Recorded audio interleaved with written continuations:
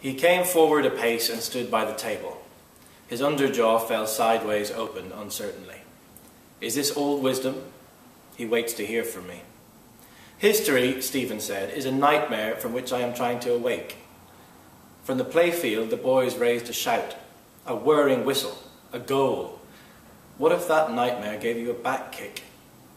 The ways of the Creator are not our ways, Mr. Deasy said. All human history moves towards one great goal, the manifestation of God. Stephen jerked his thumb toward the window, saying, that is God. Hooray! Hey! Whee! What? Mr. Deasy asked. A shout in the street, Stephen answered, shrugging his shoulders. Mr. Deasy looked down and held for a while the wings of his nose tweaked between his fingers. Looking up again, he set them free. I am happier than you are, he said. We have committed many errors and many sins.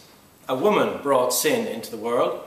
For a woman who was no better than she should be, Helen, the runaway life of Menelaus, 10 years the Greeks made war on Troy. A faithless wife first brought the strangers to our shore here, Macurra's wife, and her leman, O'Rourke, Prince of Breffni. A woman too brought Parnell low. Many errors, many failures, but not the one sin. I am a struggler now at the end of my days, but I will fight for the right till the end. For Ulster will fight, and Ulster will be right. Stephen raised the sheets in his hand. Well, sir, he began, I foresee, Mr. Deasy said, that you will not remain here very long at this work. You are not born to be a teacher, I think. Perhaps I'm wrong. A learner, rather, Stephen said. And here, what will you learn more? Mr. Deasy shook his head. Who knows, he said.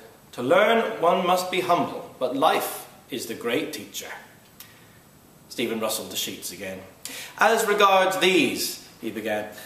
Yes, Mr. Deasy said, you have 2 copies there, if you can have them published at once. Telegraph, Irish Homestead. I will try, Stephen said, and let you know tomorrow. I know 2 editors, slightly. That will do, Mr. Deasy said, briskly. I wrote last night to Mr. Field, MP. There is a meeting of the Cattle Traders Association today at the City Arms Hotel. I asked him to lay my letter before the meeting. You see if you can get it into your 2 papers. What are they? The Evening Telegraph. Yeah, that will do, Mr. Deasy said. There is no time to lose. Now I have to answer that letter from my cousin. Good morning, sir, Stephen said, putting the sheets in his pocket. Thank you. Not at all, Mr. Deasy said, as he searched the papers on his desk.